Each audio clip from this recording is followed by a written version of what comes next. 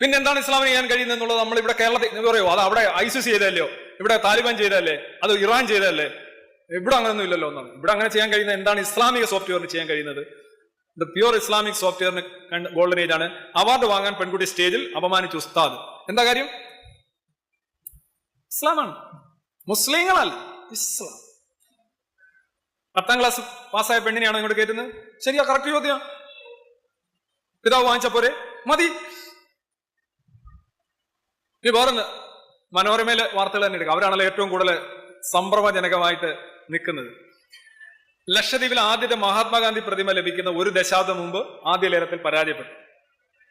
അവിടെ ലക്ഷദ്വീപിൽ കൊണ്ടൊരു മഹാത്മാഗാന്ധിയുടെ പ്രതിമ സ്ഥാപിക്കാനായിട്ട് കൊണ്ടുപോയി. അവിടെ ഇറക്കാൻ സമ്മതിച്ചില്ല. ആരും പ്രതിമയും മറ്റ് ചപ്പ് ചവർ സാധനങ്ങളൊന്നും നമ്മൾ എടുക്കില്ല. കാര്യം ബാമിയാൻ പ്രതിമ തകർത്ത ടീമാണ്. നിങ്ങൾ വിചാരിക്കുന്നത് ഇവിടെ ഇത് ഒരേ സോഫ്റ്റ്വെയർ ആണെന്നില്ല. അപ്പോ മനോരമ എഴുതിയിരിക്കുന്നറിയോ?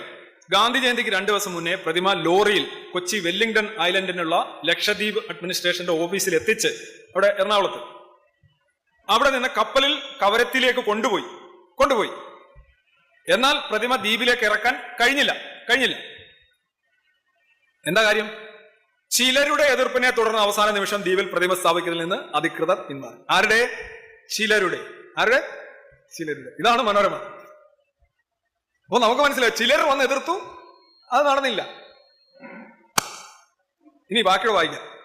കപ്പലിൽ നിന്ന് ഇറക്കാൻ കഴിയാത്തതിനാൽ പ്രതിമാസങ്ങളോളം യാത്രയിലായിരുന്നു. കൊച്ചി ലക്ഷദ്വീപ് റൂട്ടിൽ സഞ്ചരിക്കുകയായിരുന്ന കപ്പലിലുണ്ട പ്രതിമ പിന്നെ സഞ്ചരിക്കുക.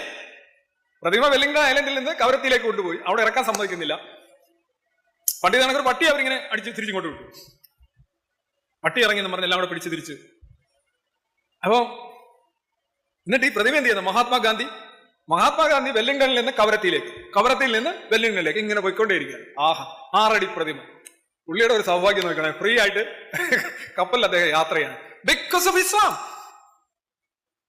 വേറെ ഒരു ഐഡിയോളജി അവിടെ ഇല്ല. മനോരമ എഴുതുന്നു, പിന്നീട് പ്രതിമ സ്ഥാപിക്കാൻ ശ്രമിച്ചെങ്കിലും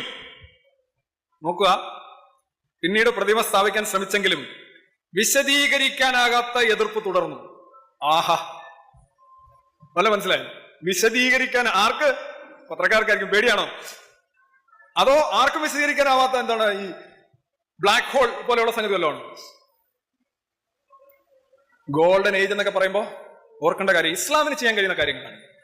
ഇത് വേറെ ഒന്നുമല്ല അതിന് കാരണം. അത് അവര് വിശ്വാസം അല്ലാതെ ഇത് വെച്ചാണ് നിങ്ങൾ എങ്ങനെയാണ് ശാസ്ത്ര രംഗത്തും കലാരംഗത്തിലും സ്കൾപ്ചറും ഒക്കെ പുരോഗതി ഉണ്ടാക്കുന്നത്? എങ്ങനെയാണ്?